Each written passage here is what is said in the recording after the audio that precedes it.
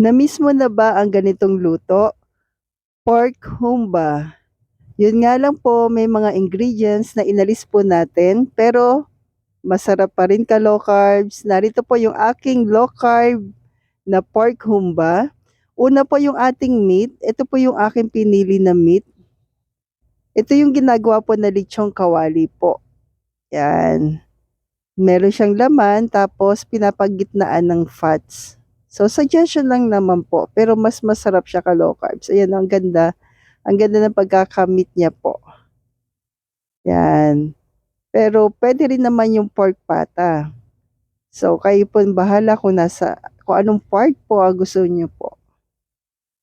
So, please don't forget to like and follow po para updated tayo sa ating mga low carb meal, low carb dessert, low carb kaalaman natin everyday. Thank you po and God bless. Then, dito ko na po siya lulutuin sa ating pressure cooker. Pero po, ipapry muna natin. Nilagyan natin ng konting coconut oil. Yan. Hindi kasi ito non-stick po. Kaya para maiwasan lang ang pagdikit. Napaka-konti lang po nilagay natin. Yan po ay coconut oil ng Cheddar's Green Dahan. Ang ganda po, di ba po yung part niya, oh. Yan. So, tamang-tama po sa ating kailangan, protein at fats. Pero do sa mga tao po na bawal ang red meat, ito ang ganda, oh.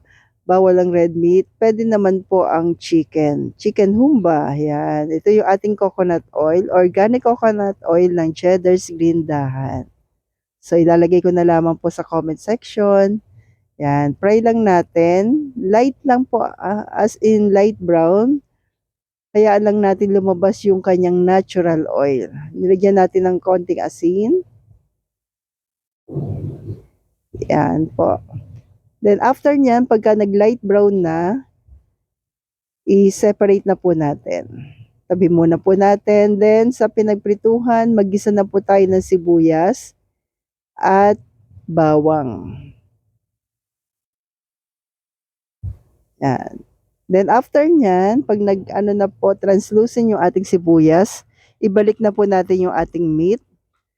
Then ang ilalagay po natin ay organic cocoa aminos ng Cheddar's Green Dahan. Sa mga bago, ito po yung ating pamalit. Laurel.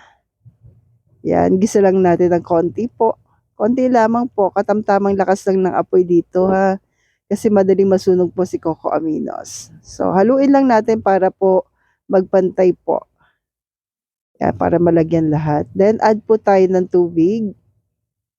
Palalambutin po natin ito. So, sa tubig kayo na pong bahala kung gaano karami po. Tanggalin natin yung mga dumikit po na flavor sa ilalim. Haluin natin maigi po. Then, after po nyan, asin, golden monk fruit ng Cheddar's Green Dahan. Ito yung pamalit natin sa asukal na pula. Yan, di ba po yung humba nilalagyan ng asukal na pula. So, yan yung ating pamalit.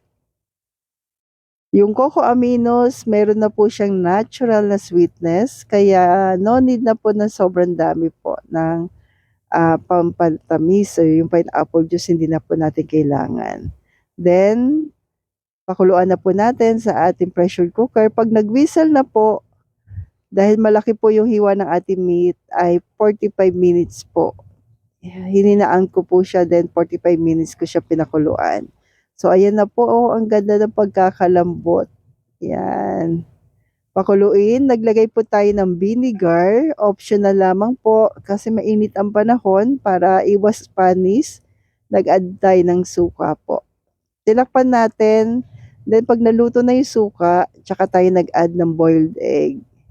So, luto na po yung boiled egg dito po para lang po makulayan po siya. Kaya natin nilagay.